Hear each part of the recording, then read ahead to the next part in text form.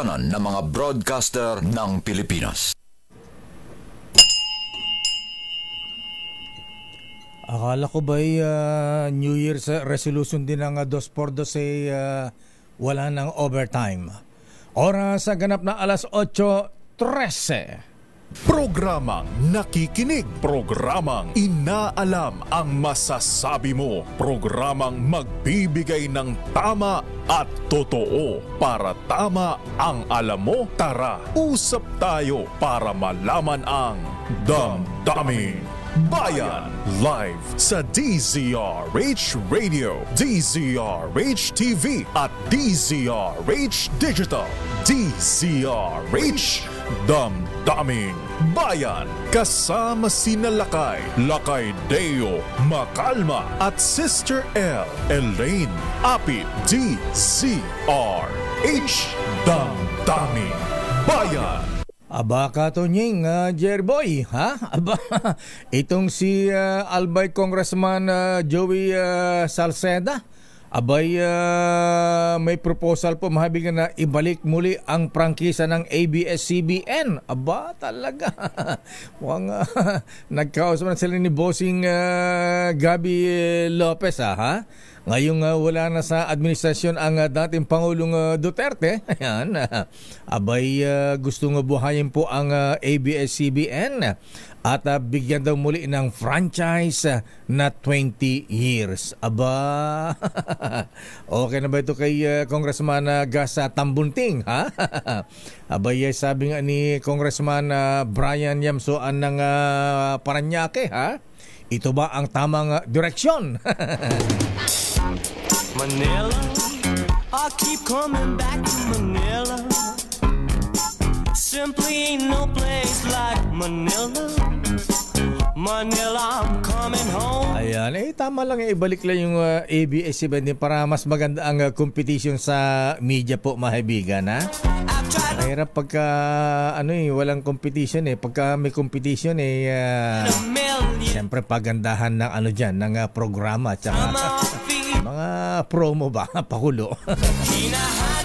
Magandang umaga, people of the Republic of Ayuda. Abay, kumusta pa kayo, bayan? Abay, totoo ba ito, Secretary Dick De Leon? Apo General, ayan, Secretary Ed Anyo, ha? Abay, yung mga Chinese hackers ay tinatarget ang Commander-in-Chief, ang Pangulong Ferdinand Bongbong Marcos Jr., ha? Talaga namang ayaw tayong tantanan, ha? Yan po ay batay sa report ng Bloombergs. Anyway, marami tayong issue ngayon na mga kuyang mga ateng. Siyempre, magandang umaga sa mga taga Maynila, lalo mga deboto ng Black Nazarene. Nakahalik na po ba kayo kahapon? Sa bagay, bawal ng pahalik, ha? Abay, maganda yung ginawa ngayon yung ha? Parang ginawan lang ng maliit na butas, ha? Para mahawakan lang yung paanan ng Black Nazarene. Ayan. At yun na lamang ang kanilang pupunasan. Ayan. Pagkatapos ipanghihila mo sa kanilang mukha. Ayan. Yan daw po ay blessing para sa kanila. Magandang umaga, Mr. Idol Sergio Ortiz Luis. Abay, kumusta ba ang forecast natin sa ating ekonomiya, manong RC Balisakan? Kumusta ang cabinet meeting kahapon sa Malacanang? Marami nang tinetake over na kumpanya ngayon, ha? Talagang itong si Ninong Manny B. Pangilinan. Abay mo, si Paul Roland Paulino, ha? Sino nga bang chairman ng BCDA ngayon? Bitangkol o Bitangkol tuloy? Dati si Secretary Delphine Lorenzana. Kuyang sir, sino ba ang BCDA chairman ngayon, ha? Abay, yung pong Camp John Hemahabigan tinake over na ng BCDA mula sa mga sobrepeña, yung Camp John Heba dun sa Baguio City, yung magandang hotel dyan, ha? Pagkatapos ang malaki investor daw dyan si Ninong Manny B. Pangilinan naman, ha? Dami nangyayari sa ating business sector, mga kaibigan. Ha? Abay, ito pa, Idol Conrad Banal, ha? Abay, si Ninong si Kuya Lance Gokong Wei. Abay, binitawan na, nag-resign na bilang President CEO, ha? Ng Robinsons Land Corporation. Pati ba Cebu Pacific, ha? Pati ba RFM ba 'yon? Hindi pala. Tama yung bang plano ng Kuya Lance Gokong Wei ngayon na painom-inom na lang ng Blend 45 ng mga Gokong Wei at chichiryang Jack and Jill. Abay, Lady Executive, pampapalit kay Kuya Lance Gokong bilang President CEO ng Robinsons Land Corporation. Aba talagang women power, ha? Si Maria Socorro Isabel Aragon Gobio. Kahaba ng pangalan. Mahabigan, magandang umaga Pilipinas. Ako po si Deo Macalma. At welcome po sa ating programang Damdaming Bayan. Marami tayong isyo ngayon mga ating mga misis. Diyos ko, ha? Sino ba yung nagsabing siya ba yung tinatalakay natin kahapon na hello, namamalengke ka ba? Bumababa ang presyo ng bilihin eh. Diyos ko, kamatis na nga lang mga misis eh. Ano yung report ni kanina ni Dalagang Bukid, Giselle Ricafort, 350 na nga ba ang kamatis, Lotto King, ha? 350 pesos, ha? Alang mahal pa ang kamatis ngayon samantalang dati tinatapon lang yung mga kamatis dahil di mabenta, ano ha? Ngayon po mahabigin ginto ang presyo ng kamatis ngayon mga misis. Mahal pa dun sa isang tray ng itlog na 20 lang ni Kuyang Martin Boy Osaita, ha? Ayan boy, ayan kumaring Mayor Alice Guo, ha? Ayan, kaya ang gamitin na lang daw po mabigat dahil mahal ang mahal ang kamatis mga misis. Yung kamatis na nasa bote na lang, ayan, tomato ketchup, tomato paste. Aba, mas masarap pa daw kaysa sa kamatis. Ganon. Baka, experience mo yan, Malu. Ayan, kaya ka pala na high blood eh. Sagana sa betchin yan eh. Sagana sa preservatives yan eh. Anyway, mahabingan eh, kakaiba ang report na ating Malacanang reporter ngayon. Napag-usapan ba sa cabinet dito, Apo Lucas Bersamin, Mr. President, ha? Ang pagtaas ng presyo ng mga pangunahing bilihin tinututukan daw ng pamahalaan. Abay, sino nga bang DTI secretary natin? Si Secretary Roque, ay Madam Secretary Roque, ha?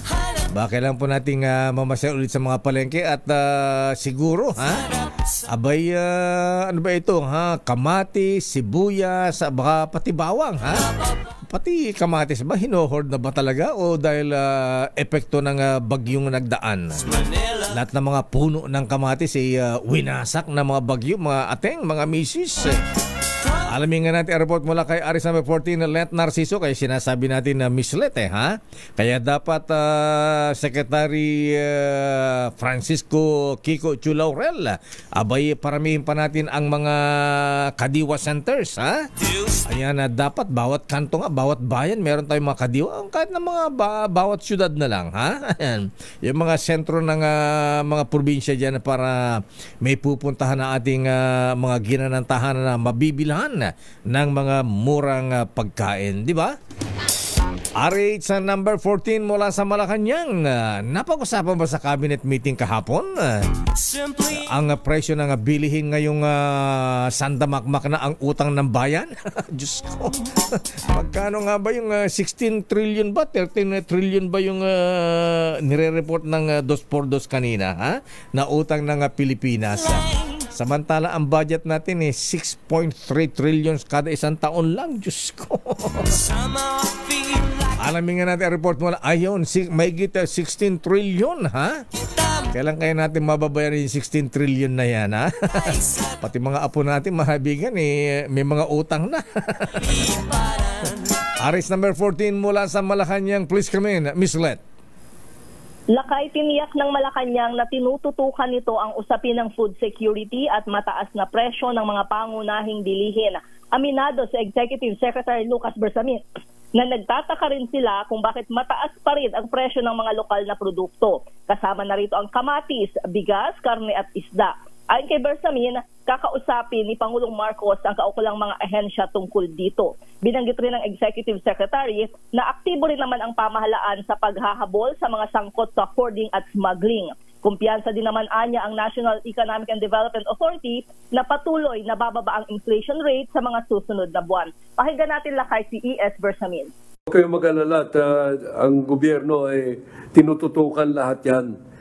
Parang natural na nangyayari ko minsan per commodity. Yung right now, ang star of the moment is kamatis. No? Napansin namin yan. At other times, mostly bigas. Mula nung umpisa ng paninilbihan ko sa kabinete, nagtataka kami kung paano pa mangyari yan. There is sufficient supply, but the prices don't go down. They go up. So we have been very active in prosecuting yung mga hoarders. But that is only one part of the explanation. Ano? Merong smuggling. But we are looking at all this. Yung kamatis is local production. Bakit mataas? Ayan, lakay ang pahayag ni Executive Secretary Lucas Bersamin. Lakay? Mukhang namamalengke na rin si Apo Lucas Bersamin. Ayan na. Hindi, nakatutok sa'yo lakay. Nakatutok ba? Ganun ba? Kaya nga alam niya na ang mataas ngayon ay presyo ng kamatis. Ayan, abay Apo siguro tiliwin nyo ngamin nagigay salit nga dagat hoarders man dita. Anya mo tin kada nga investigasyon patawag pa di kongreso kung di senado awamot mararamid. Sampulan natin sila. Naintindihan ni ES. Magsampol ayan sa dinami-dami ng mga panahon pa ng dating Pangulong Gloria, era Pinoy, ang dami na imbestiga mga hoarders na ganyan. Ala rin, ayan, may nakasuhan nga ba? Ano nangyari, di ba? May nakita ka naman nakulong na economic, involved sa economic sabotage. Ang maganda nga lang yung nung nakaraan, yung pinakahuli na pinamigay, yung 2 container van yata yun ng mackerel alumahan. Ay, oo. Sarap nun. Dapat ganun lagi para napapakinabangan yung mga yan. Ayan, dapat Apo Lucas, Attorney Adriana Bersamin, ha? Ayan, manong RC Balisakan, ay Apo, Vicente Chan, gutom ng sikmura, yan ang dapat nating tutukan. Food security para hindi po ma-disappoint ang ating mga ginanantahanan mga misis. You will not be disappointed, so do not be afraid. Marami nung disappointed Apo. Nyamat yung mapaspasama ka. Okay, so ano pang latest ngayon sa Malacanang, Miss Let? Pang-aralin lakay. Kasi di ba ang binabanggit nga, bumababa naman yung inflation. Ang problema nga, hindi kasi nararamdaman. Yun yung kailangan nilang aralin. Tumaas nga ang inflation, bumilis pa nga Ayan, doon sa latest report ng PSA ngayon. Ayan, kaya siguro yan ang tutukan na ating mga economic team, ayan, ng economic managers ng administrasyon. Ayan.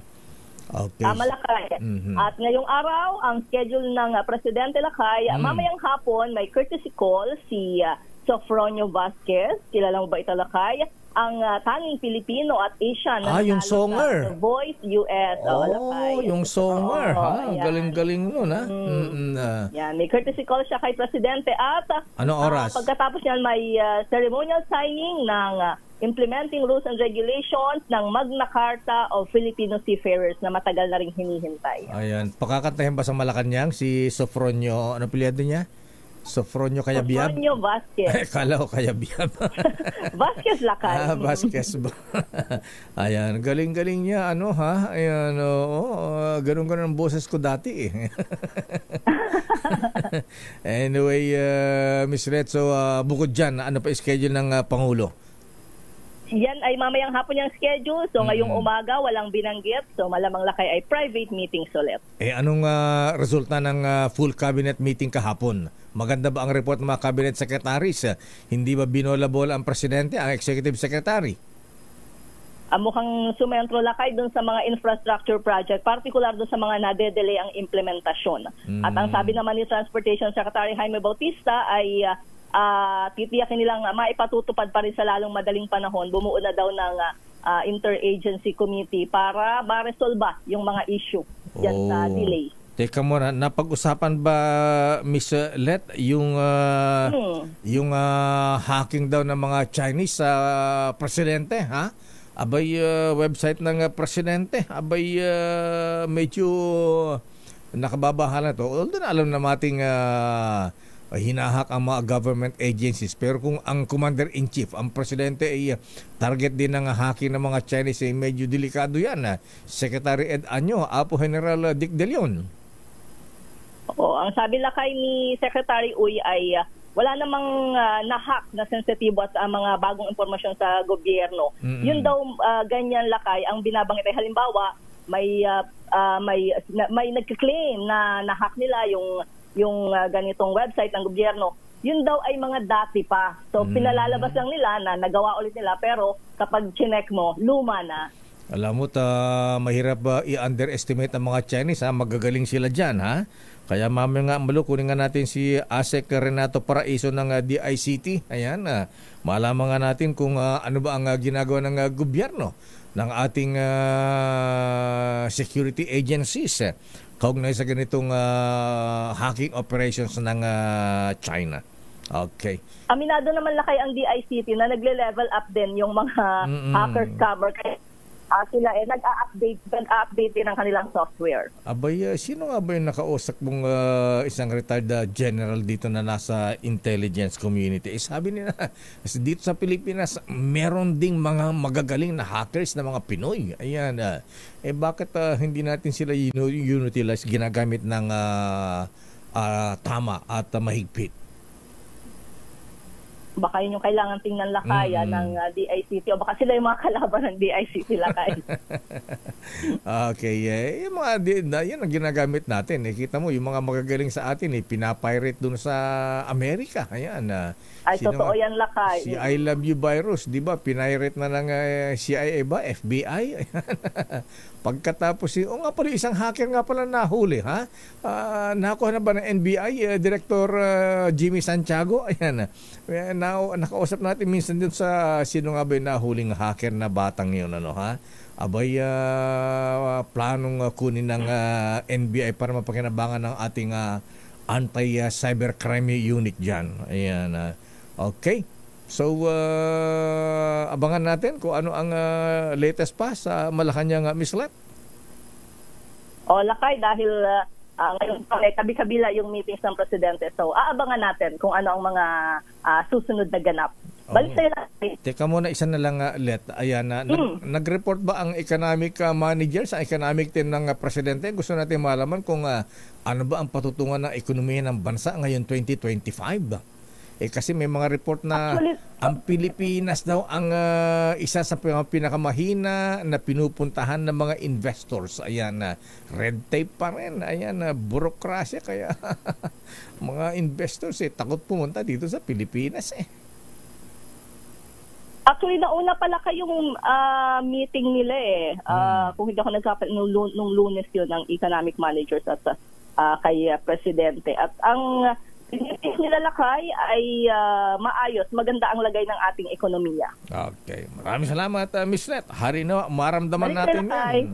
Maraming salamat, Let Narciso mula sa Malacanang. Sa pangarap na maging mapayapa ang ating bansa, ang pangarap nyo ay pangarap ko.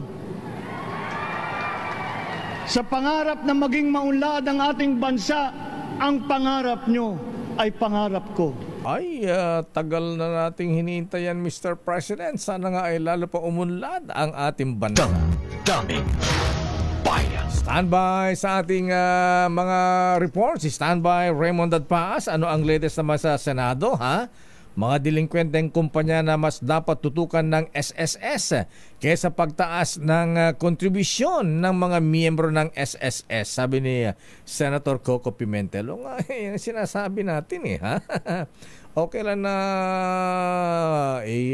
bakit? Porque nasa batas na ba yan kita naman ang ginawa ng mga dinanas natin mga kabayan sa mga nakalipas na panahon isang damakmak na mga sakuna inabot natin, baha dito, baha doon, bagyo dito.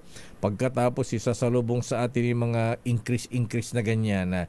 Pagkatapos tapos ilang bilyon yung hindi pa nasisingil ng SSS sa mga delinkwenteng kumpanya, mga employers. Abay, dapat yan ang tutukan. Daming bayan. Diba, CJ? Ayan, good morning po. Ayan, Chief Justice Alex Jesmundo, ha? Ayan, kumusta pa ang idol natin sa Supreme Court, Justice Maidas Marquez. Good morning, Justice Japs, Japardi Maampaw. Oras ganap ng alas 8:33. Ang balitang ito ay hatid sa inyo ng Pathology. I like your attire today. Ay, yes, thank you, Lakay. Good morning, Lakay. At good morning sa lahat ng mga viewers at listeners natin. Diyos marhay na aga po sa Induga Boss. Teka muna, pero sandali lang mga Raymond. Abay, itong kababayan natin sa Ilocos Sur, ha? Abay, nakakalungkot naman na ASEC Renato Paraiso. Hindi kita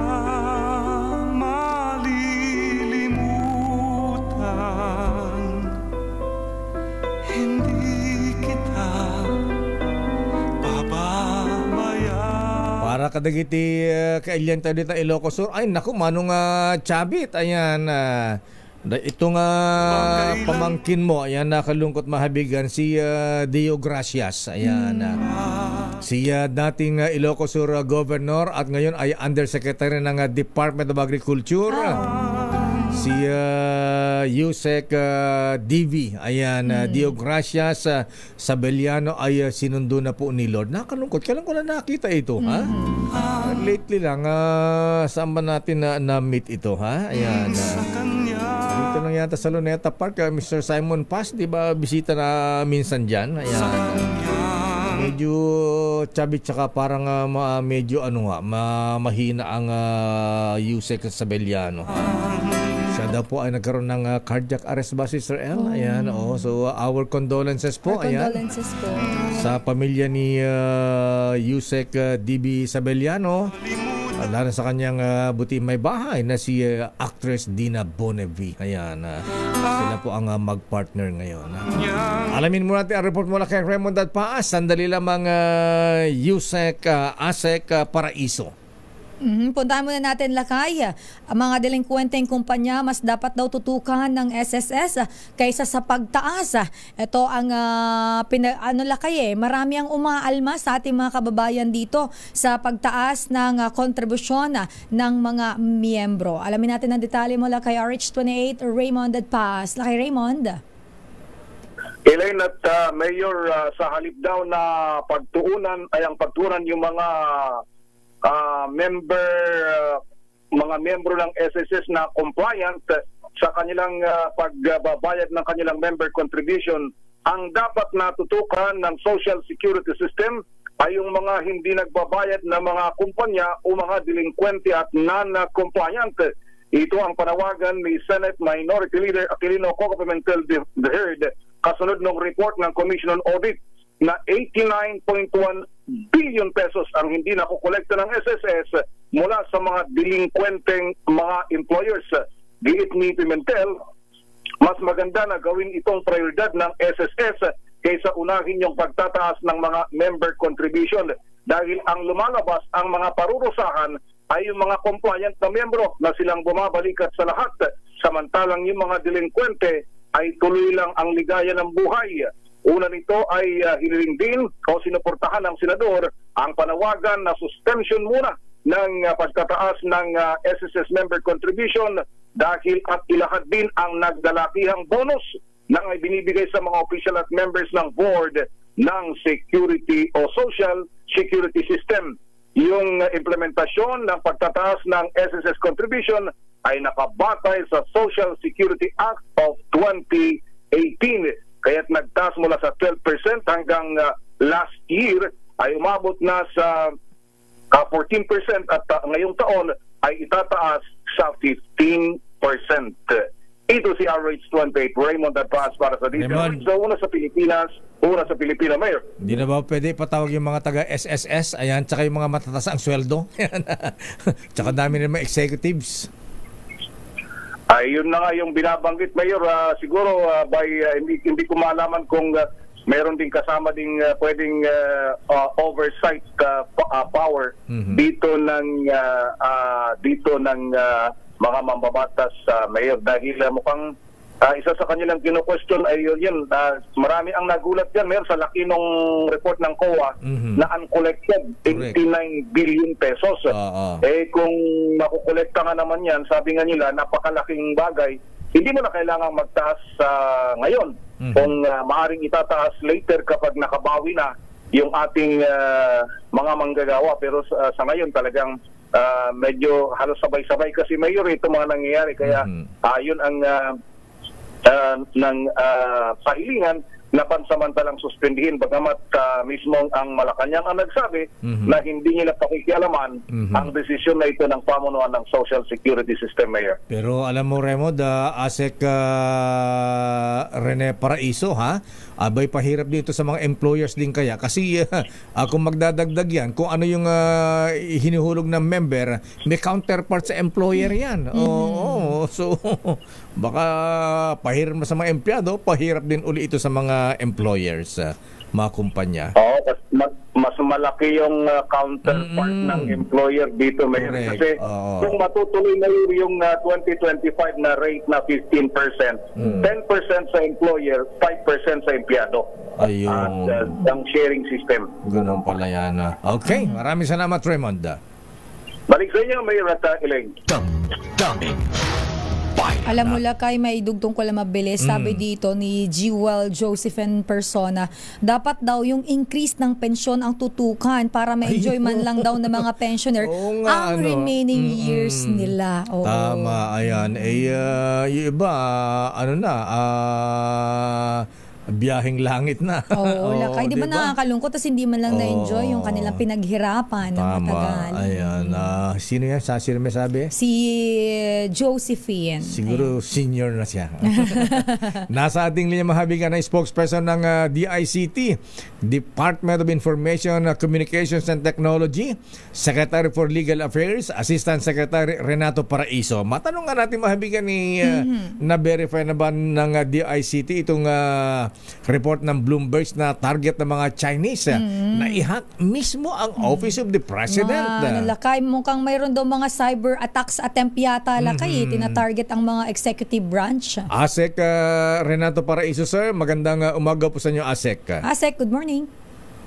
Magandang umaga ho sa inyo, Ma'am Elaine, Kuyang Mayor Deo. Magandang umaga ho sa inyong mga taga-subaybay, taga-panood, taga-pakinig po. Good morning po. Mga gandang gupit natin ngayon. Agad-agad natin ngayon. Parang fresh na fresh si ASEC. Ayan. Ayan. Anyway, Kuyang ASEC Rene Paraiso, sir. Ayan. Ano itong na-verify na ba itong report ng Bloomberg at tinarget nga bang i-hack ang Office of the President, Kuyang ASEC Paraiso? Kuyang, as far as January of 2024, naiulat na ho at nai-report na natin sa ating mga kababayan na persistent and consistent ho yung mga pagtatangka sa pag-hack sa ating mga sistema sa ating pamahalaan. Kasama na ho ang iba't ibang mga departments ho, including the Office of the President ho. Middle of last year, na-identify din ho natin na merong threat actors na nanggaling do sa jurisdiction mismo ho ng bansang China, although hindi ho natin sinasabi na they are state-sponsored po. Nagbigay, alam natin ho tayo sa pamahalaan ng China at sila naman ho dininay, kaya sinabihan ho natin sila at pinakiusapan na tulungan tayo na i-identify at i-apprehend itong mga threat actors na to. Bago yan, ASEC Paraiso ko yan, sir, Ayan, nakipag-coordinate sa Chinese government at sila ay willing na tumulong sa atin para matrace? You know, sinabi ho nila that they are willing to help the Philippine government in order to trace and apprehend these threat actors. So, kasi na kung matatandaan nyo, I think it was June or August of last year, na-identify ho natin na nanggagaling ho yung mga IP addresses ng mga threat actors na to doon sa ibang mga government facilities ng China. Wow, government facilities. Kung tayo po, na-trace nyo, sabi nyo nga po na sa China, pero saan po, mayroon po bang specific na lugar sa China or kalat-kalat sa China? To be honest about it, kalat-kalat to. Pero dun sa specific incident na yun, na-trace natin dun sa parang government TV network ho nila sa China. Tapos, because of the methodology that was used, kasi documented ho yan So, parang may MO ho sila So, na-identify natin kung ano-ano mga grupo ho to So, those are the two things that we used to identify these particular groups which we know are known Chinese threat actor groups and because of the IP addresses na-trace natin sila. Abay, nabagin mo ASEC Paraiso ko yang sir, ayan TV networks kasama yung Phoenix TV. Ay, hindi ko parang yung building lang hindi natin sinasabi yung institution. Doon sa building. Doon na-detect sa building kung saan yung location ng isang TV network. Kasi kaya ko nabangin yung Phoenix TV. Bakit lakay? Merong isang Chinese journalist na ang front niya ay Phoenix TV. Naalala ko yata yan Pero kilala sa intelligence community sa AFP ito. Sikat yan, lakay. Pero ASEC sir, nakipagkaibigan pa sa mga ilang military officers. At siya pang may access. Naging chismis bigla. Pero confirm naman yun lakay, diba? Yes, confirm yan. Pero ASEC, kumusta naman po ang ginagawa nating pag-upgrade sa mga system? Teka muna, bago yung upgrade nga pala. Di ba, speaking of tracing ASEC Paraiso, sir, di ba, na-trace natin noon na yung mga source ng mga hacking sa iba't ibang agencies natin, dyan sa Bamban Pogo, dyan kina Alice Goo. Ayan, oo. Ano na po ang latest dyan, sir? Tama ho, Kuya Deo. Marami ho tayo na trace na hindi lang ho doon sa Banban but ibang mga Pogo hubs fronting na ginagawang pang-front dito sa mga scam hubs ho natin. Kaya nga nung pinasara ho natin to, sa utos ng ating mahal na Pangulong Ferdinand Marcos Jr., marami nagkaroon tayo ng significant decline doon sa mga scam activities natin na yung mga na-receive natin sa mga phones natin. However, we noticed na nag-adapt na rin itong mga threat actors na to. Ang mga ginagawa nila, nag-guerrilla tactics na to. Nagkakaroon ng mga iba't ibang mga cells na mas maliliit. Kasi ang logic bakit sila nagmamass as scam hubs para yung use nila ng internet kasi doon mo madidetect kung ang isang lugar maaring scam hub mataas yung usage ng internet niyan wala namang business to support bakit ganun kataas yung usage mo. So nagfa-front sila sa either BPOs or mga POGOs. Ngayon napapansin namin na sila nagkakalat-kalat na sila into several na mas mamaliit na mga scam operations po. Nako, ASEC, na pag-uusapan natin yung scam, lalo na po yung mga attempt na hack sa mga opisina ng gobyerno. Kumusta po ang ginagawa ng DICT sa pag-upgrade po ng mga sistema natin para po kontra itong mga cyber scams at yung mga pang-aatake po? To give context galagyo siya sabi namin dito sa DICT, kami lang ang IT consultants, IT experts ng gobyerno. So hindi kami ang nagpo-procure ng mga iba't ibang systems ng government. Natingin namin dapat na magkaroon ng amyenda sa batas, particularly sinusulong namin yung Cybersecurity Act, na magkaroon kami na say sa pagpo-procure ng systems ng government when it comes to ICT and cybersecurity. Kasi naman para masiguro natin na up to global standards yung pinoprocure nila, baka kasi yung iba hindi up to standards kaya nape-penetrate at saka napapasok ng mga threat actors natin. Sa amin naman as a department, we are starting to procure yung first layer ng defense natin, a system that would serve as a first layer of defense natin pagdating dito sa mga threat actors na to. It's para to laymanize it, it's sort of a firewall, para siyang firewall na nakapalibot sa ating buong bayan. ASEC Paraiso ko yan, sir. hindi ba tayo kumuha ng mga magagaling na mga IT experts, yung mga new graduates, mga bata? Sila ang magagaling eh. Yung lately lang na nahuli. Naalala ko si NBA Director Jimmy Santiago, nung ma-interview natin balak nilang kunin yung batang yun. Yung nang-hack. Yan. Yung nang-hack. Baka mamaya, katulad ng I love you virus sa hacker, baka mamaya makuha sa ibang bansa. Di pa kinabangan natin. Kuya, yung sa totoo, gustong-gusto ho natin yan na makuha natin yan sa yung mga talented na mga hackers na yan. Unang-una ho, kasi mayroon tayong kakulangan sa ating pamahalaan pa lang pagdating sa IT professionals and cybersecurity experts. Kasi even sa DICT ho, mabilis ang attrition rate namin. Sandali pa lang nagtatrabaho sa DICT, pinipirata na ho ng private companies at ng mga ibang bansa. Kasi nga ho, medyo lucrative, malaki ang disparity ng sweldo ng pamahalaan tsaka ng private sector. Sa ganang naman ho, na mga nahuhuli natin na talented naman, I admit, talented ho talaga ang ating mga kababayan when it comes to IT. World class ho tayo, kaya nga ho, tayo ang unang unang pinagkukuhaan ng mga IT experts, kaya nauubusan din tayo sa atin mismo So, yun ang nagiging problema natin, yung poaching, yung pirating. And eto, pagdating naman sa mga nahuhuli natin, ang problema naman natin, for example, sa DICT wala kaming confidential or intelligence funds to support na makuha natin itong mga taon to, kasi hindi ito papasok as regular employees plantilla kasi hindi sila graduate, hindi sila papasa sa Civil Service Commission requirements po.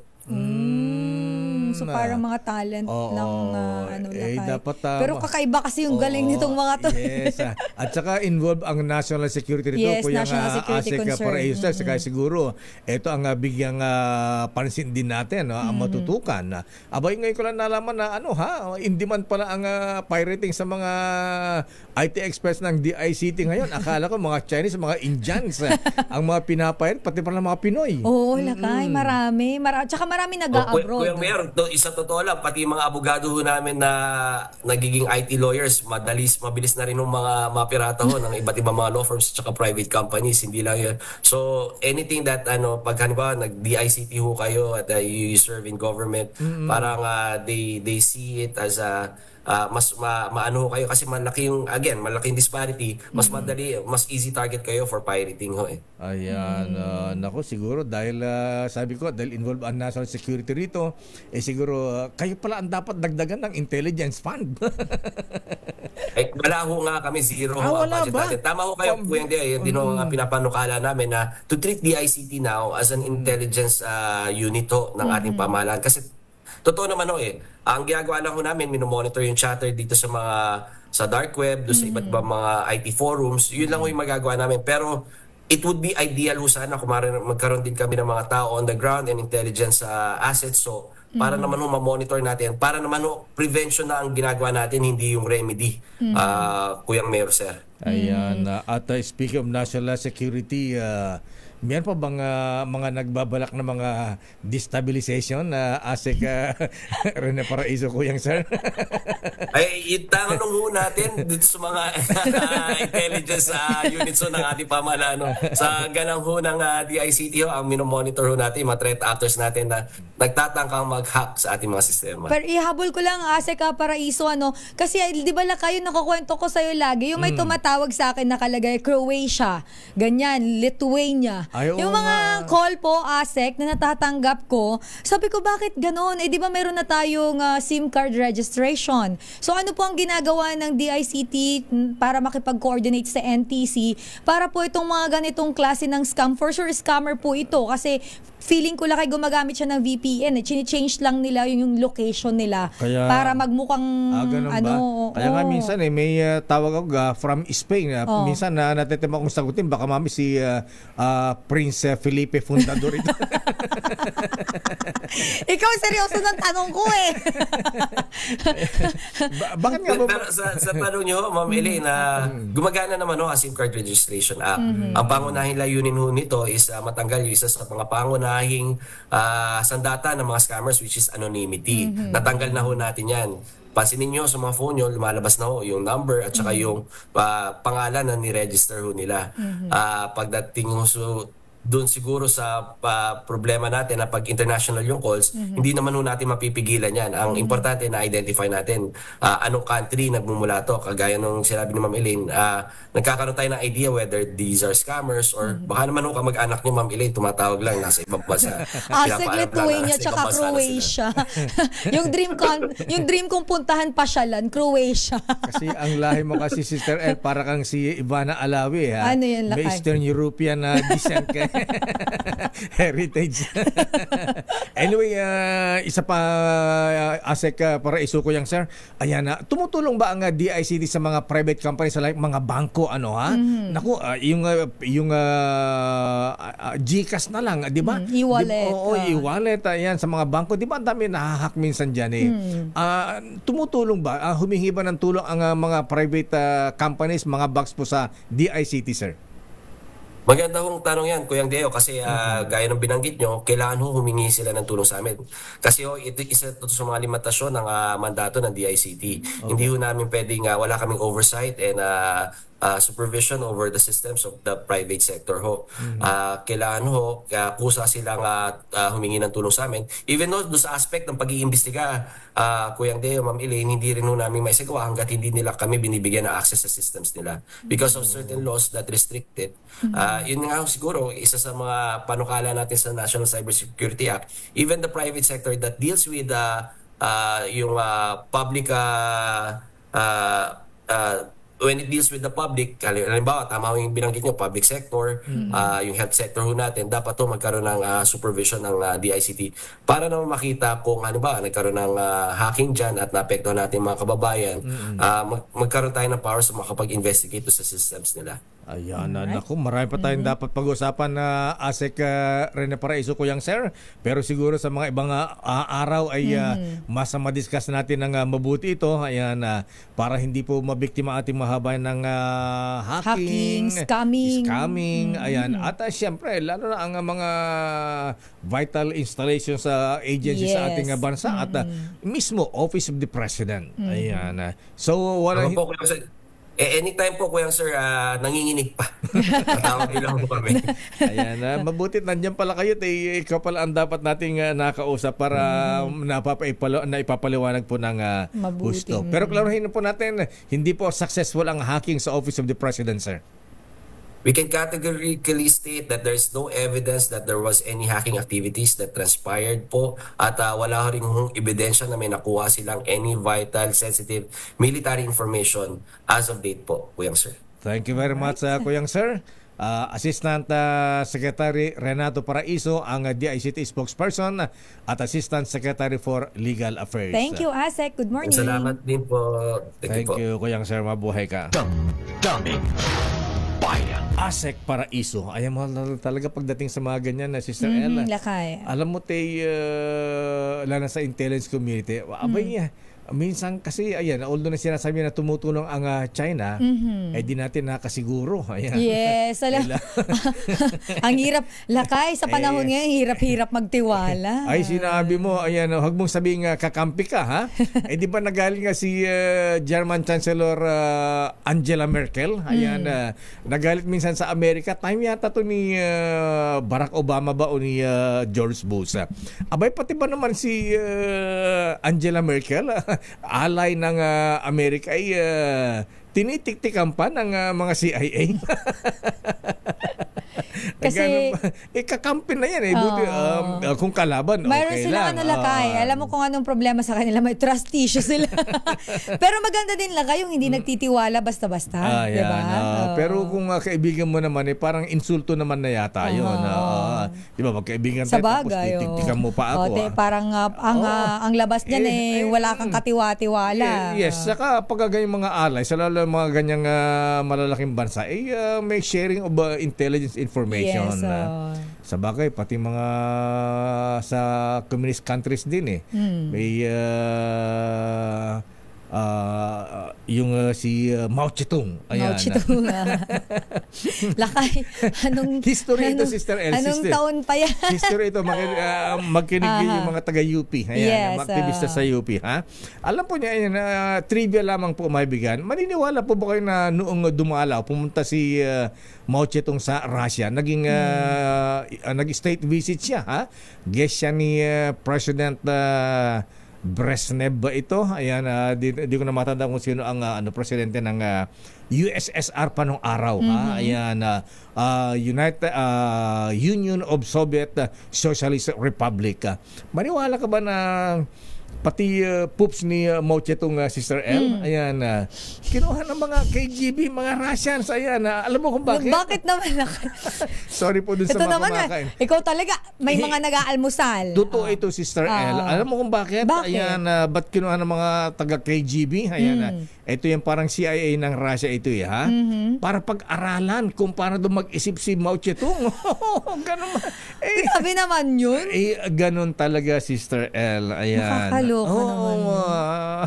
Nakakatawa pero ganyan po ay nangyayari. Masyado silang lakay, parang keen into details. Lahat, lahat inaaral. Ayan. Kaya lang meron tayong flash report pala. Flash report. Flash report.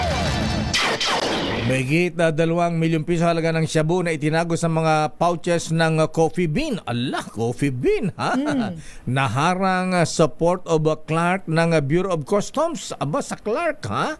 Abay, hindi naman Jim's Coffee yan, ha? Hindi naman Nescafe yan. Hindi naman, Blend 45. Beans, coffee beans. Coffee bean, ha?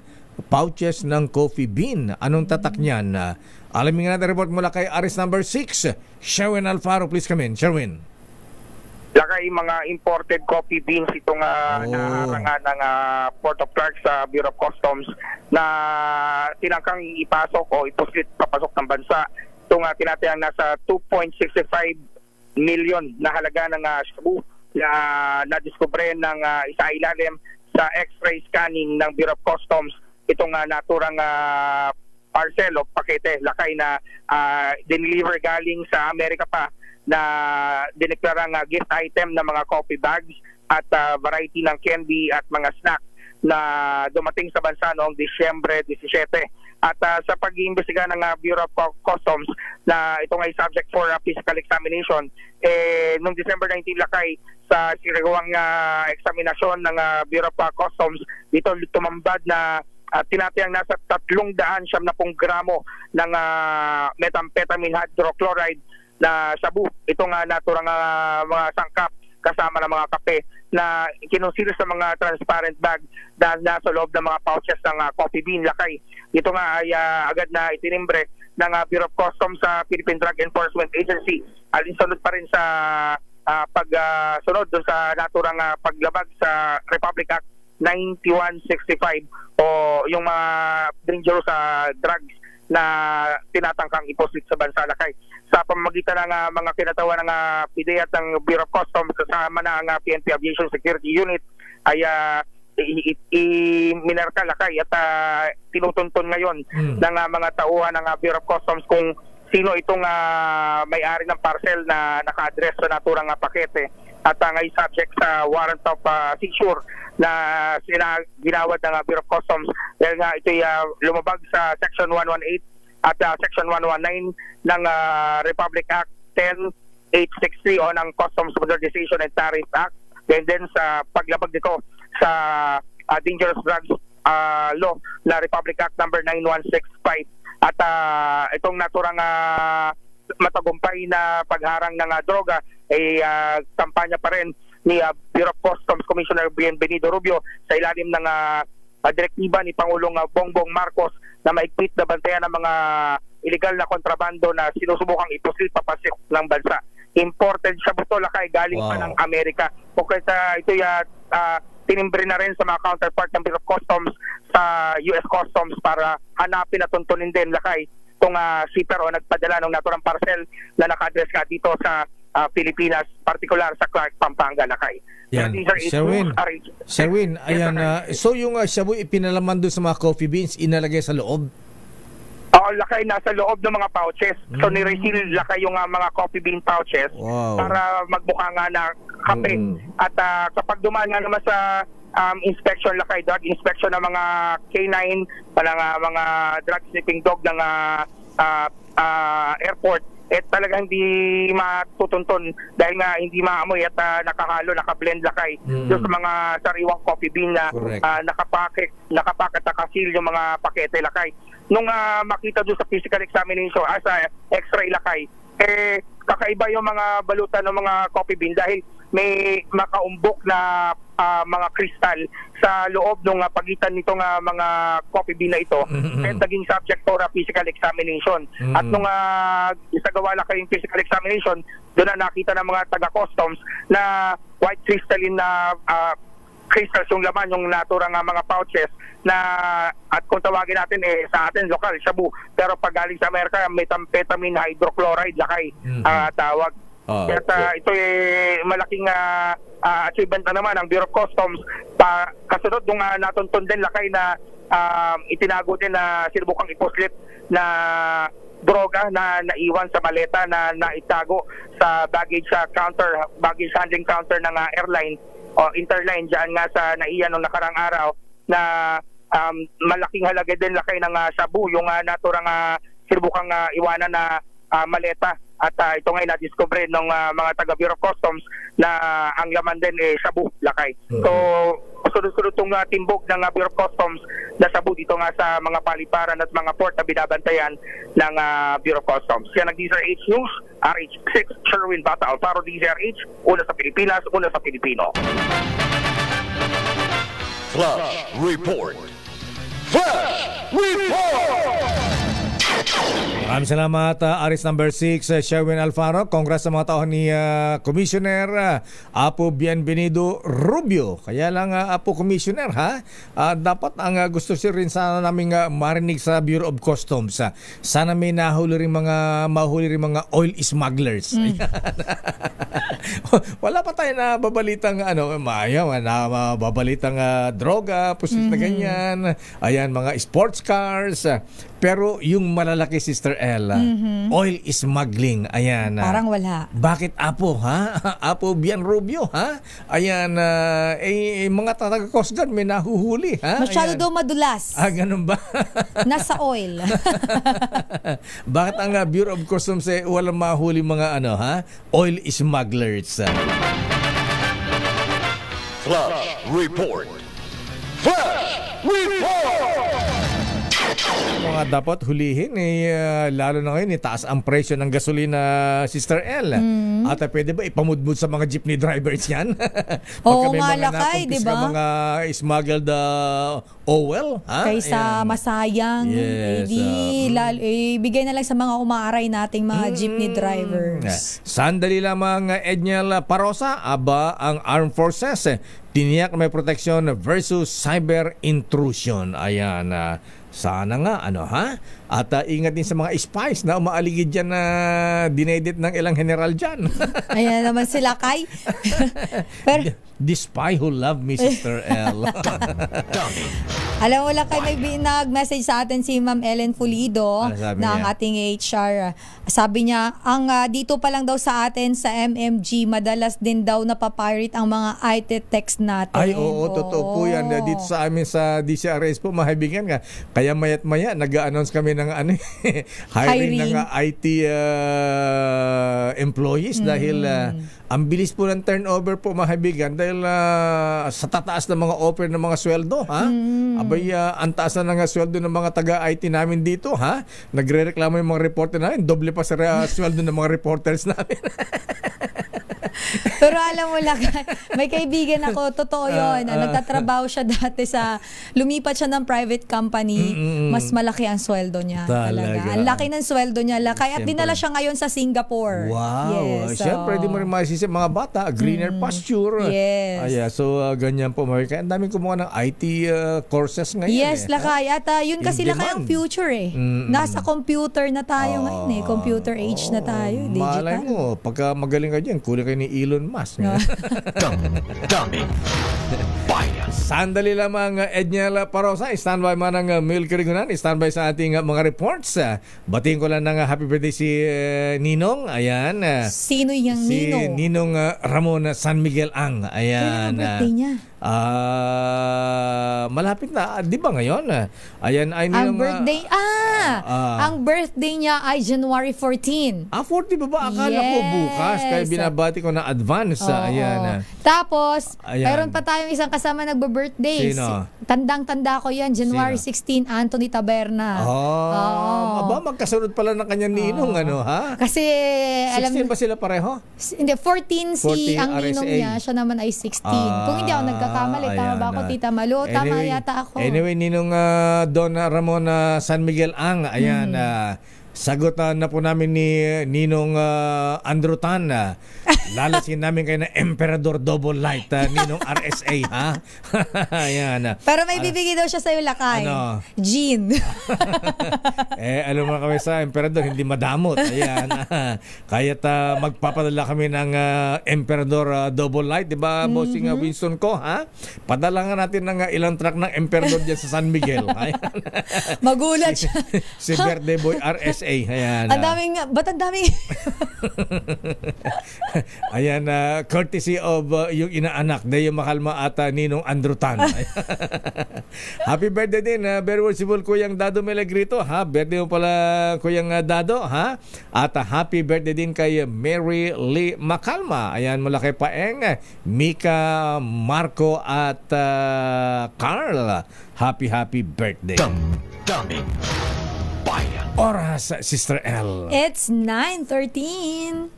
This time check is brought. Bayan. Oras, Sister L. 19 minutes after 9. Bilis na oras. Sandali lamang, Boy Gonzales. Nasa ka ba, Boy? Nasa Quiapo Church ka o sa may Quirino Grandstand? Sa may pahalik sa poong itim na Nazareno. Pero bago ang report mula sa prosesyon o pahalik sa Black Nazarene, alamin mo natin ang latest mula sa Campo Aguinaldo, Sister L. Ang Armed Forces of the Philippines tiniyak na may proteksyon na kontra sa cyber intrusion. RH52, Edniel Parosa. Edniel. Lakay at Sister L, tiniyak ng militar na mayroon itong kapabilidad na makadetect at makaiwas na rin sa cyber intrusion gaya na lamang ng mga hacking. Ginawa ni AFP spokesperson Colonel Francel Padilla pahayag sa Campo Aguinaldo sa harap ng ulat na tinarget ng Chinese hackers ang mga datos ng sundalo maging ng presidente ng Pilipinas. Ayon kay Padilla, kabilang sa mga ginagawa ngayon ng AFP ay ang koordinasyon sa mga kaalyadong bansa at mahigpit na makikipag-ugnayan sa mga kapwa-ahensya ng pamahalaan gaya na lamang ng DICT. Pero hindi kinumpirma ng opisyal ang report na napasok na ng hackers ng ilang sensitibong impormasyon ng Malacanang o maging ng AFP. Kapatid na may binuong Cyber Command ang hanay, katuwang ang Intelligence Command dito. Dito lamang nakaraang taong 2024, panilarawan ni Padilla na isa ring cybersecurity expert, daily occurrence o halos pangkaraniwan na lamang itong mga ganitong pagtatangka sa panahon ngayon. Pakinggan natin si Colonel Padilla. Very close coordination in terms of our ally partners na rin. No? So dito sa mga, even in our exercises, kasama na ang cyber natin dyan. Cyber security defenses, kasama na sa balikatan exercises and other exercises that we hold. And over and above that, malalim na rin yung coordination natin with different agencies because cyber is actually, cyber security is the concern of everybody and hindi lang siya sa AFP. Bago itong report na ito ng Bloomberg sa pinakahuling command conference itong AFP anniversary noong Disyembre, sinabi ni AFP Chief of Staff General Romeo Bernard Jr. na cyber defense ang pinatututukan sa kanila ni Pangulong Bongbong Marcos.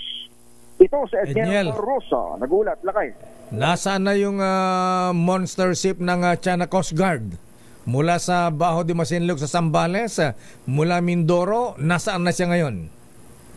Hindi pa rin umaalis, Lakay. Saan? Nasa Mindoro pa rin? Hindi pa rin umaalis. Sa pinakahuli ay nasa lumalapit, Lakay, sa may, sa may coastline ng Zambales. 60 to 70 nautical miles hanggang kahapon from the coastline of Zambales. Bumabalik na naman sa Zambales para nakipagpatintero lang walang hiya, ano? Oo, Zambales, Mindoro, Zambales, Mindoro.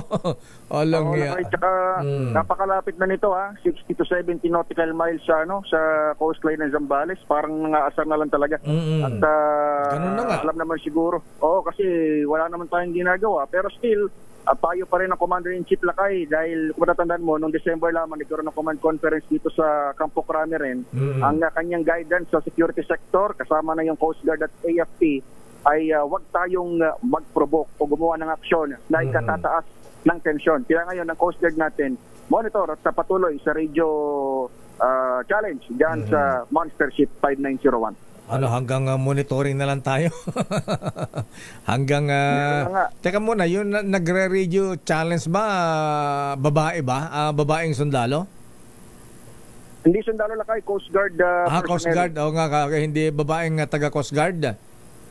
Yung dyan sa video na piniplay ngayon Lakay sa RHTV, pero iba-iba rin yung taga-BRP Cabra ito Lakay, ang nakikita ko sa video. Kasi Commodore J. Tariela. Kasi naalala ko noon, di ba, yung mainit ng issue dyan sa West Philippine Sea, ang nag-re-radio challenge ay yung babaeng sundalo natin sa Navy, Coast Guard, di ba? Oo, Lakay, nag-deploy nga sila ng kababaihan dyan sa Coast Guard sa West Philippine Sea.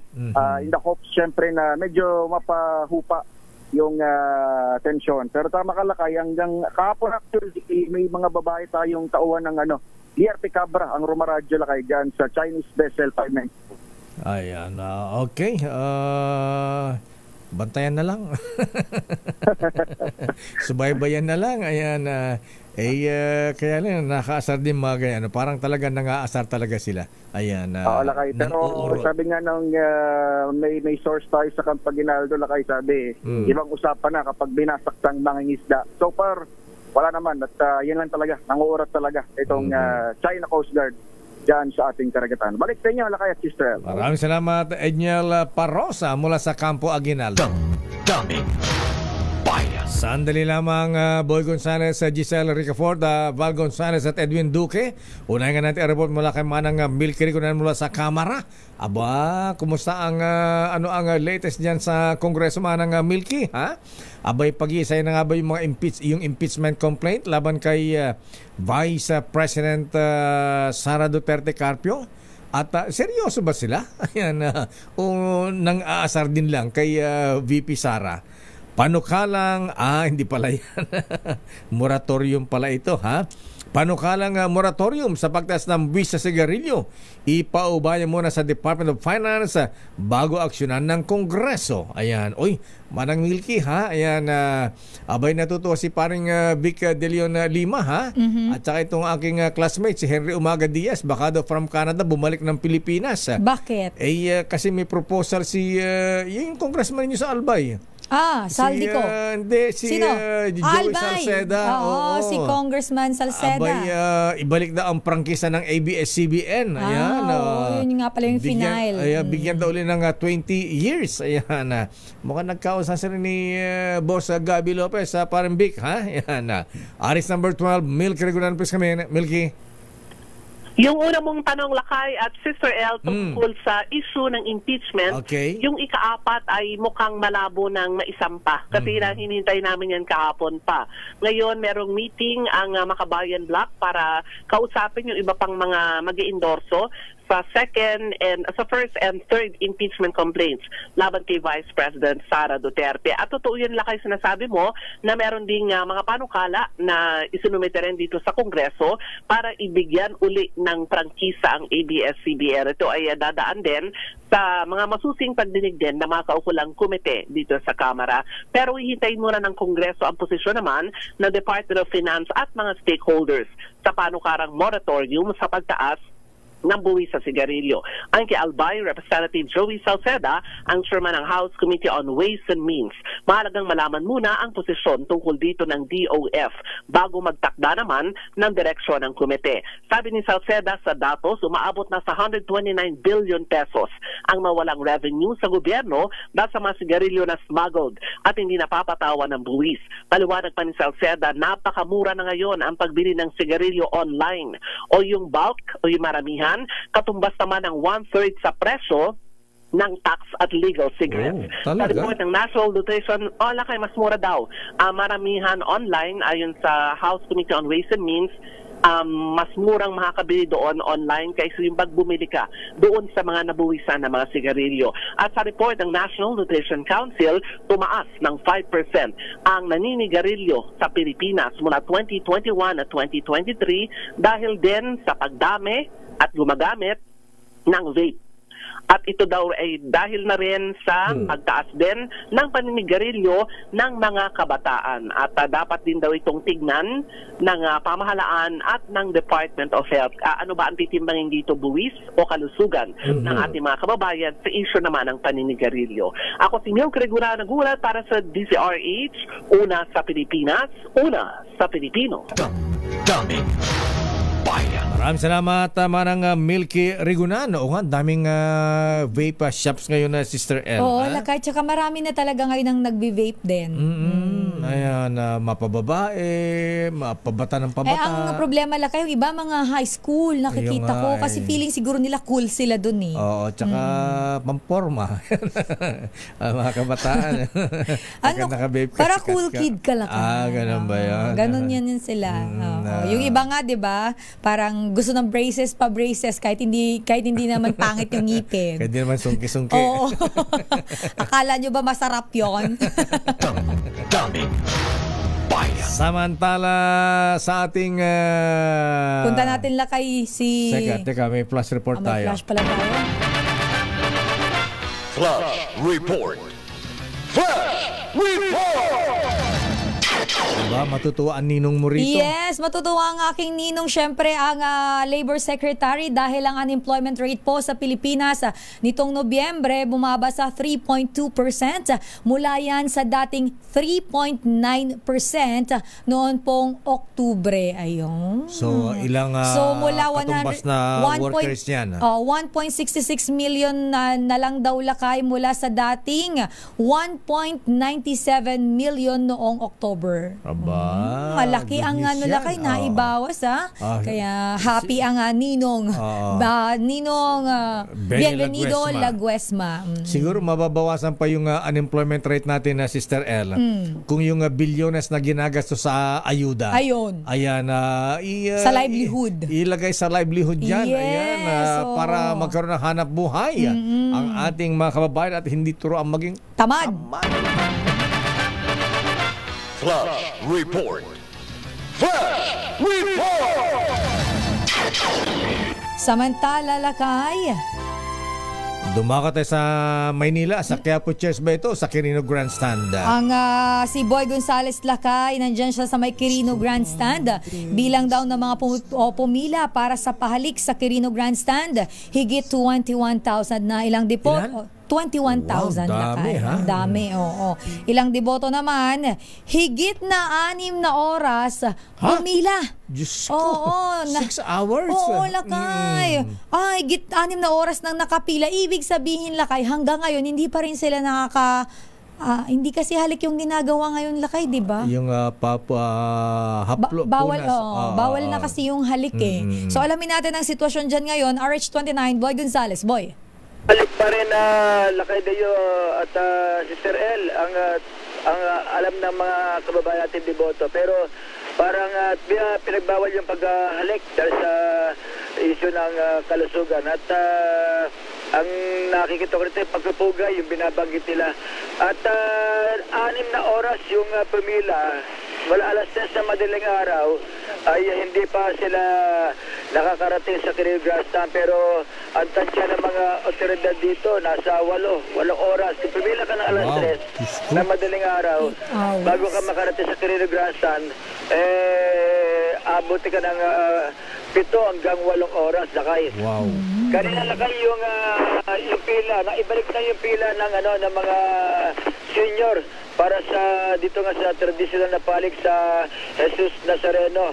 Ito ay dahil sa mga reklamo kanina ng mga senior na nagulat sila na isa lang daw yung pila para sa lahat maliban sa PWDs. At sinabi nga ng Manila Police District na inaayos lamang nila yung sistema ng pila dahil may ilan nagsasamantala kapag may mga kasamang senior. At nabatid na kagabi nagkaroon din ng problema sa pila ng mga senior dahil sa ilang kasama ng mga ito ay nasa gilid lamang at biglang sumingit. Sa ngayon lakay, medyo bagamat makulimlim, ang talagang kanina lakay biglang uminit kaya nagpayong yung mga kababayan natin na pumipila rito dahil sa tindi ng init. At tatanungin ko lang yung ibang mga deboto lakay kung anong oras sila dumating kanina rito. Ibig sabihin lakay, aabuti sila ng si tatay. Tay, anong oras pa kayo dumating na pumila? Anong oras ba? 8:30.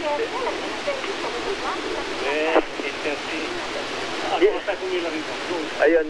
At 8:30. 8:30. Yung mga bagong dating. Pero yung mga kanina pang alas 3 ay nakapasok na. At nakarating na doon sa mismong Quirino Grandstand. May ikpit yung seguridad ng mga pulis. At sa ngayon lakay medyo makulimlim yung panahon dito sa Quirino Grandstand at inaalalayan naman ng Manila Police District at Hiyos dahil nasa rin yung mga senior na naging para maging maayos. Pati mga buntis na kaya nagtatanong kanina yung buntis kung saan ang pila kasabay ng pila ng senior. Yung mga buntis sama na sa senior yan, PWD. So, lakay, magkakasama na sila sa pila para mas maayos ang pila. Mula dito sa Quirino Grandstand, ito si Boy Gonzales para sa DZRH, una sa Pilipinas, una sa Pilipino. Maraming salamat, Boy G. Boy Gonzales, Lacuna, Dumagoso, Versosa. At Black Nazarene pa rin, Sister El. Nasaan si Dalagang Bukid? Alamin muna natin lakay dahil ang National Capital Region Police Office daw wala namang nakikitang banta sa Metro Manila isang araw bago ang traslasyon. Detalye balita mo RH15, Giselle Ricafort. Giselle? Sister El, lakay tiniyak nga ng National Capital Region Police Office na wala silang nakikitang banta sa Metro Manila isang araw bago ang isasagawang traslasyon. Ayon kay NCRPO spokesperson Major Mirna Diploma, handa sila sa security coverage sa kapistahan ng Jesus Nazareno at all systems go na para sa traslasyon bukas. Mahigit 14,000 NCRPO personnel at reinforcement mula sa iba't ibang region at ahensya ang nakadeploy mula sa Maynila hanggang sa sitwasyon ng Quiapo upang siguruhin ang mapayapang Nazareno 2025. Sabi ni NCRPO Chief Police Brigadier General Anthony Aberin, naging metikuloso ang kanilang security planning at preparation upang masigurong maayos at ligtas ang milyong-milyong deboto. Mahigpit na ipatutupad yung pagbabawal sa paggamit ng mga backpack, payong, alcohol, baril at mga vendors sa paligid ng Quiapo Church. Magpapatupad din sa mga key area ng no-fly, no drone at no sale zone at liquor ban sa 500 meters ng event venues. Doong isang taon pumalo sa mahigit 6.5 milyon na mga deboto na sumama sa traslasyon sa pinakamabilis sa kasaysayan matapos ang halos 15 oras. Ito si Giselle Ricafort para sa DZRH sa Pilipinas, lakay. Ayan na, nga pala ngayon ang start ng gun ban, di ba?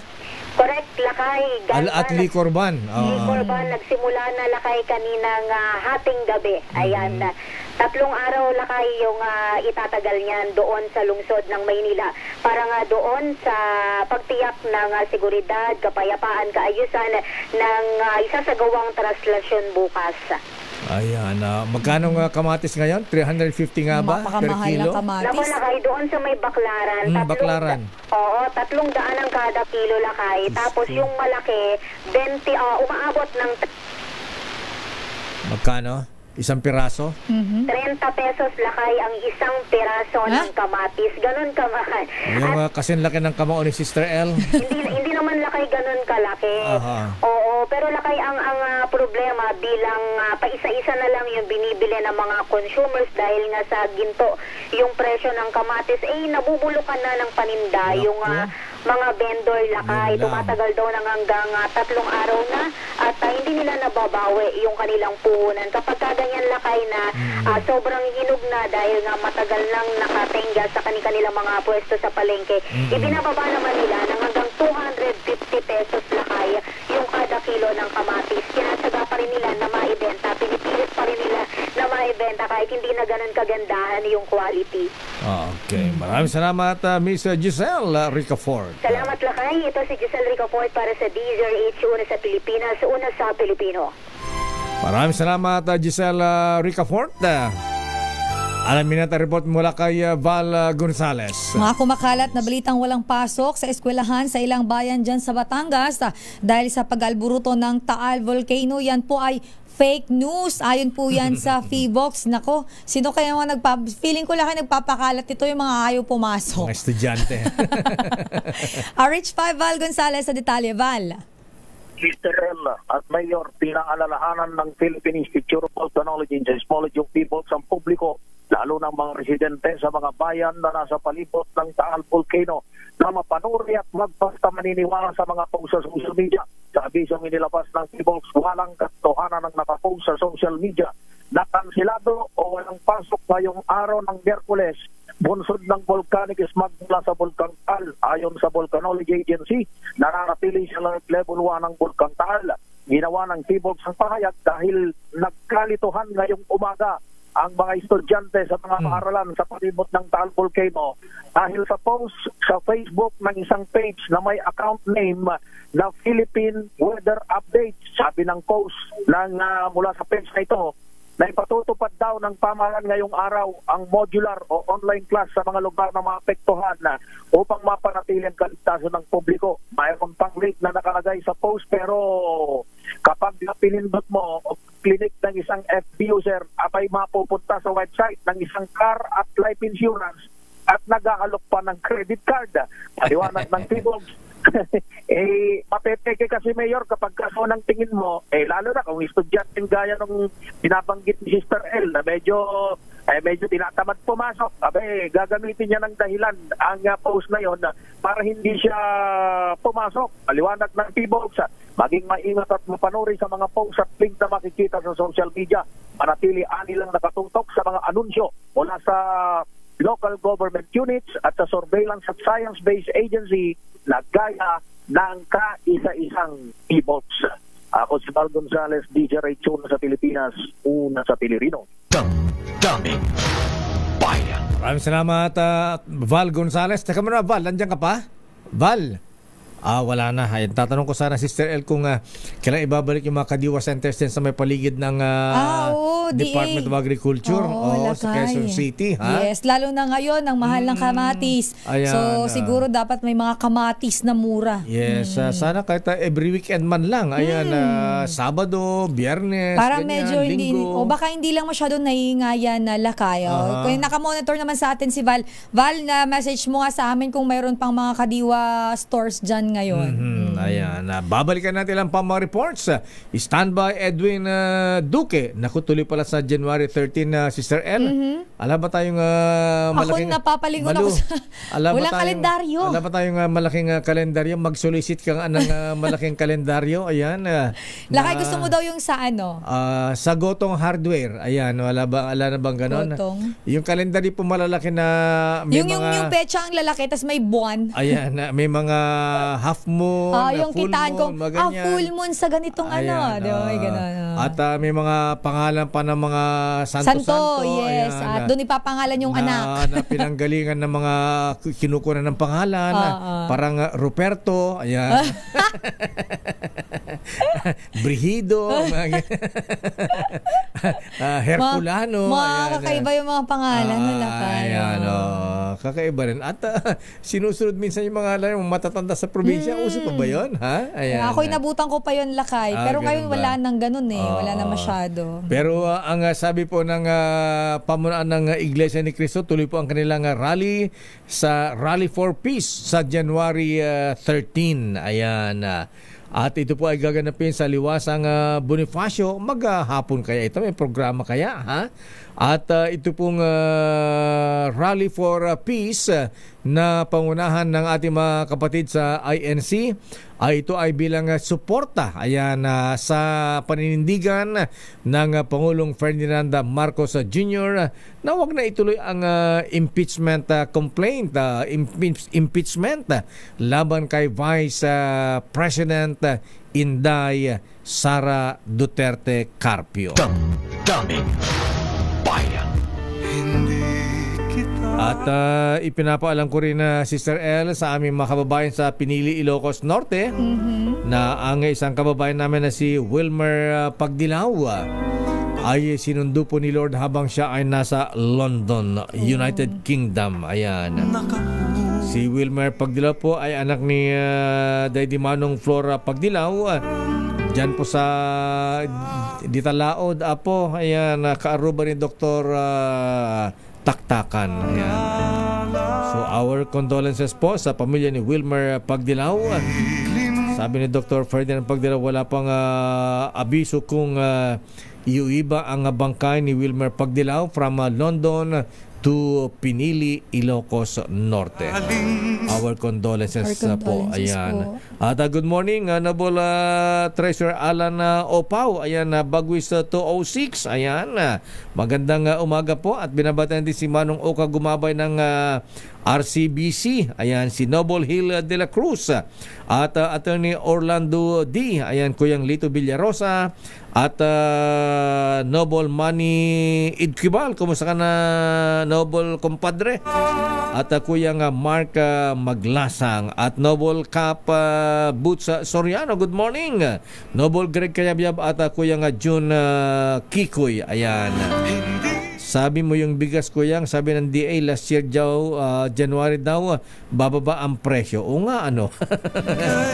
Hindi na bababa ang presyo, Kuyang Alex Flores. Ayan. At congratulations nga pala kay Kuyang Alex Flores sa wedding ng kanyang anak. Ayan.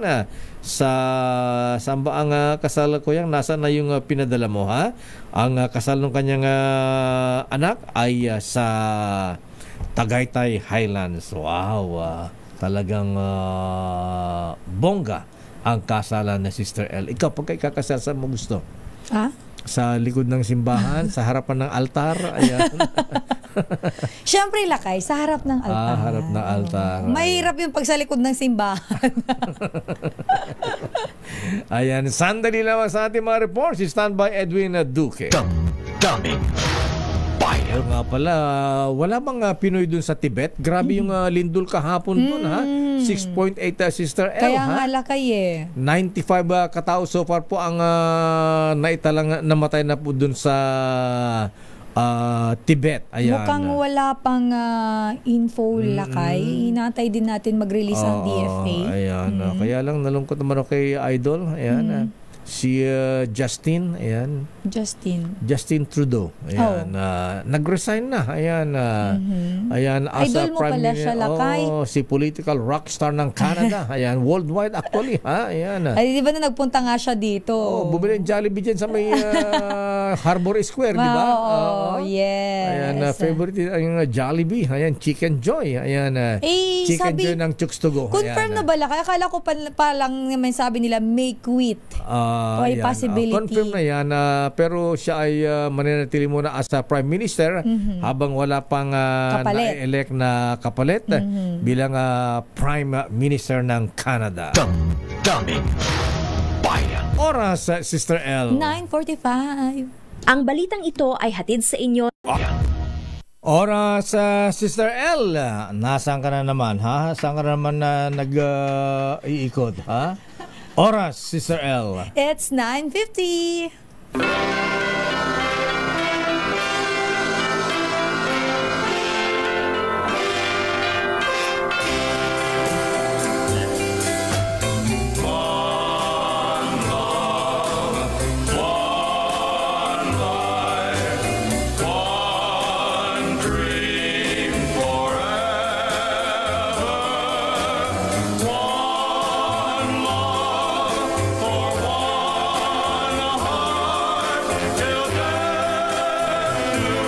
Happy wedding kay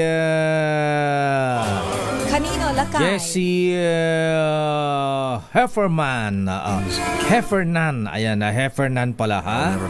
And sa aming pamangkin, si Alexis Nicole Flores Heffernan na ikakasal sa Tagaytay Midlands. Ngayon pala. Alas 12:30 ng hapon. Ayan, sa Tagaytay Midlands.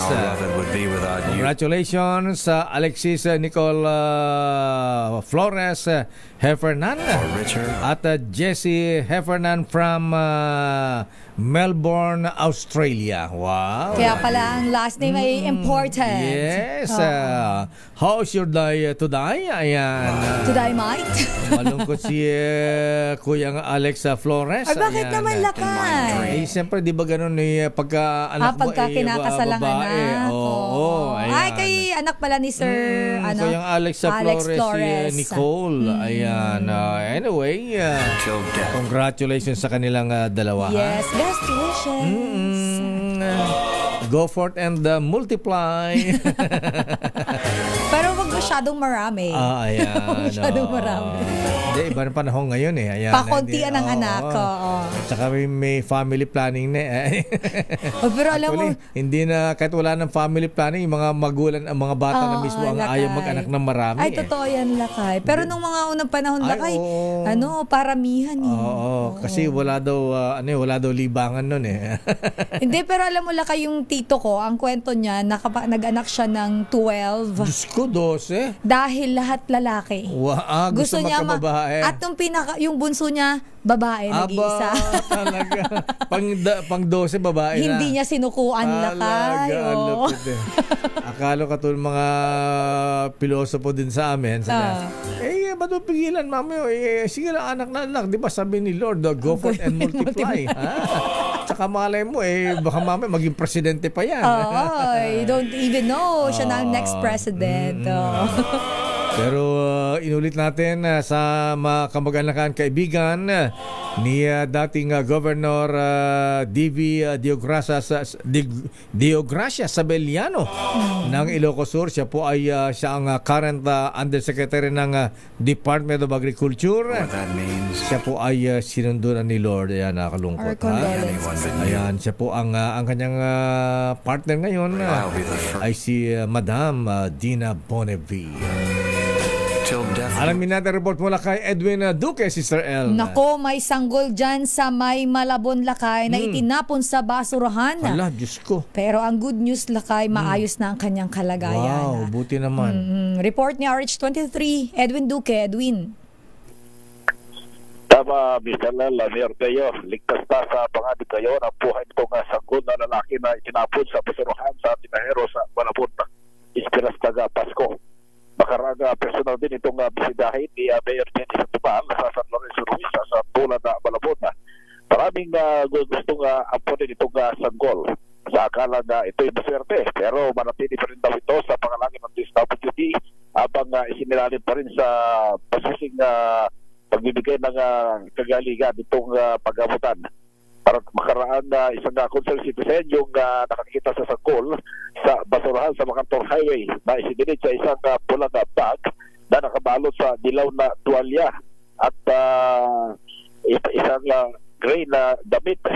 Sa tulong ng Malabon na pulis, nagawang mainigtas ang buhay ng sanggol. Base sa resulta ng investigasyon ng Malabon Police, ayon dito kay Police Colonel J.B. Bayan, bagamat patuloy yung kuha ng CCTV camera sa lugar, pero tiniyak nito na nasa pangalaga na maising na sanggol at inimbestigan pa rin kung sino yung ina nitong bata na nagtapon upang mapanagot sa kanyang nagawang pagkakamali. Aris 23 Edwin Duque nagulat sa DZRH, una sa Pilipinas, una sa Pilipino. Maraming salamat, Edwin Duque. Kakalungkot naman yan. Daming bayan. Sino kaya ang walang pusong ina na nagtapon sa kanyang sanggol sa basurahan. Naku, Diyos ko, ha? Anyway, bago magpaalam, Sister L, ayan, batiin din natin si Kuyang Noble June Samaniego, ayan, Noble Patsa Arbasa, at Noble Faji Fajardo. Nga pala, ha? Eleksyon nga pala ng Oriental Guide, Mabuhay Shriners, sa darating na Sabado sa Grand Lodge. Ayan, good luck sa ating mga candidates sa pagiging Oriental Guide. Sino ba ang malakas incoming illustrious potentate kong Sec Dong Mendoza? Ayan. Congratulations sa ating mga candidates yan. Of course, si Grandmaster, Grandmaster Ariel Kayanan ay kandidato sa pagiging Oriental Guide, at si Kuyang Farala. Ayan.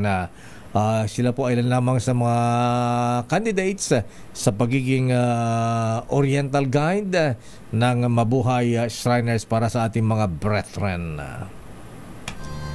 The road is long. Lakay, bago tayo magpaalam, meron akong pahabol kasi tinatanong natin si Val Gonzales kanina kung tuloy-tuloy ba ang kadiwa, di ba? Ang sabi dito ay tuloy-tuloy ang pagbebenta ng 29 pesos na kada kilo ng bigas at mga murang produkto ng agrikultura, agri-products sa tanggapan daw ng NIA kada Biyernes, Lakay.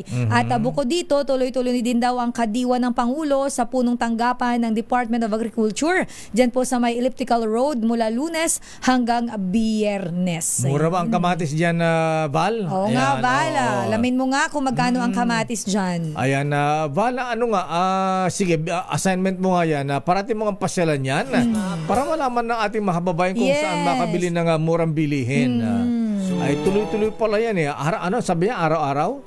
Lakay, yung may schedule dito, Lakay, yung 29 pesos na kilo ng bigas, yan ay every Friday. Yung kadiwa naman ng Pangulo ay mula Lunes hanggang Biyernes.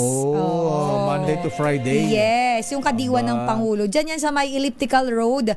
Diyan mismo sa may Department of Agriculture. Ayun naman pala eh. At sana damihan din Secretary Kiko Chulaurel, ha?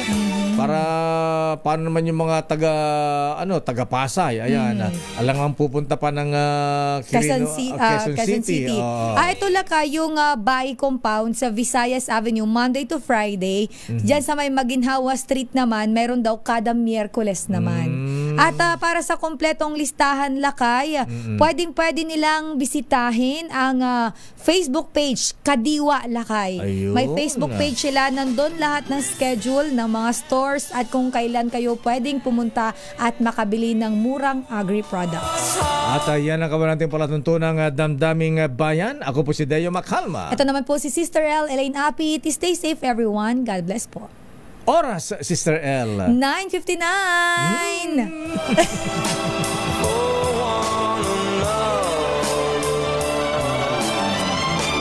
It's a long, long road.